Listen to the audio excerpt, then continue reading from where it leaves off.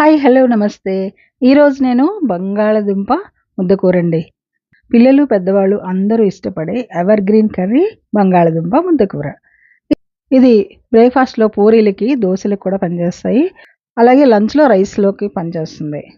డిన్నర్‌లో రోటీస్‌కి, పుల్కాలకి, పూరీలకి, అలాగే దోసల్లోకి అన్నిటికి పనిచేస్తుందండి ఈ బంగాళదుంప ముద్దకూర. కావాలంటే ఒకసారి ట్రై చేసి చూడండి. అందుకే బంగాళదుంప ముద్దకూరని ఎవర్ గ్రీన్ కర్రీ అని, ఆల్ ఇన్ వన్ కర్రీ అని కూడా అంటాం. సో, ఇంకెందుకు లేటు వెంటనే ట్రై చేసేద్దాం. Welcome back to Hindus family home recipes.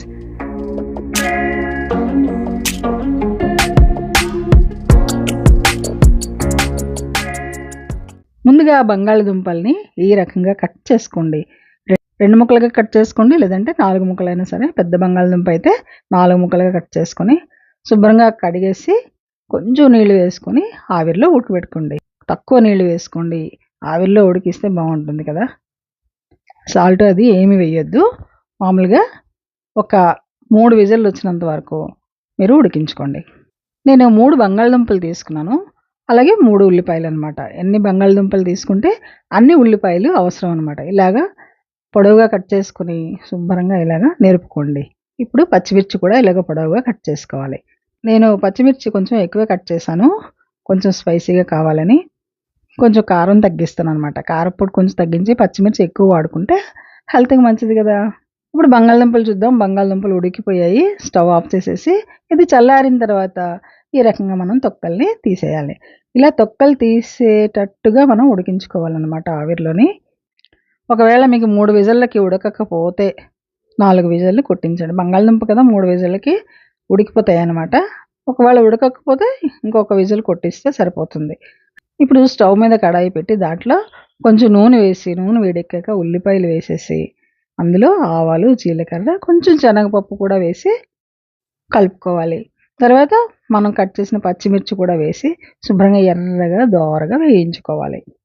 తొక్కతో సహా కచ్చాపచ్చాగా దంచిన 3 వెల్లుల్లి రెబ్బల్ని వేసుకోండి. ఉల్లిపాయలు వేగాయి కాబట్టి ఇందులో ఒక అర స్పూను అల్లం వెల్లుల్లి పేస్ట్ వేసుకుందాం. అది చిన్న మంట మీద పెట్టి ఎర్రగా వేగుతూ ఉంటుంది. ఈలోపు మనం ఈ బంగాళదుంపల్ని జస్ట్ ఇలా చిదమండి అంతే. అంటే ఆల్రెడీ మనం కట్ చేసి ఉంచాం కదా!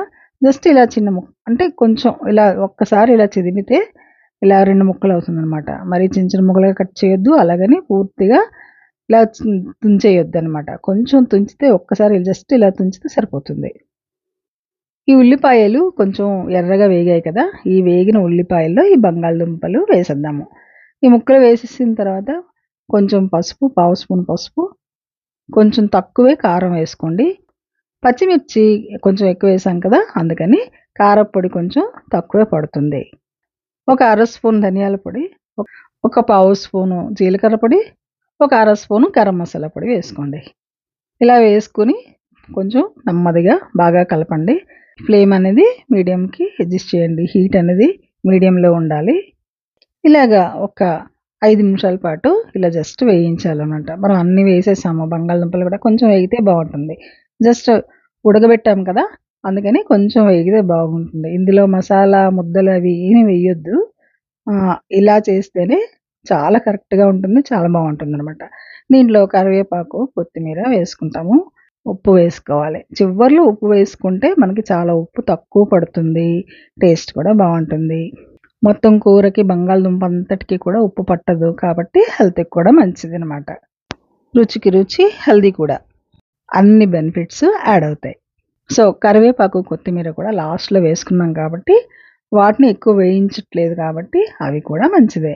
బంగాళదుంపలు మనం ఉడకబెట్టి కర్రీ చేసాం కాబట్టి హెల్త్‌కి మంచిది. ఎక్కువ నూనె వేసి వేయిస్తేనే అది హెల్త్‌కి మంచిది కాదు గానీ, ఇలాగ ఉడకబెట్టి మనం కర్రీ చేసుకుంటే హెల్త్‌కి చాలా మంచిది. రోటీలోకి తినాలనుకున్నప్పుడు కాస్త కసూరి మేథిని చల్లుకోండి. చాలా టేస్టీగా ఉంటుంది. ఈ వీడియో మీకు నచ్చితే ఒక లైక్ చేయడం మర్చిపోవద్దు. సబ్స్క్రైబ్ చేయని వాళ్ళు ఎవరైనా ఉంటే వెంటనే సబ్స్క్రైబ్ చేయండి. మరిన్ని వీడియోస్ కోసం చూస్తూనే ఉండండి హిందూస్ ఓన్లీ హోమ్ రెసిపీస్.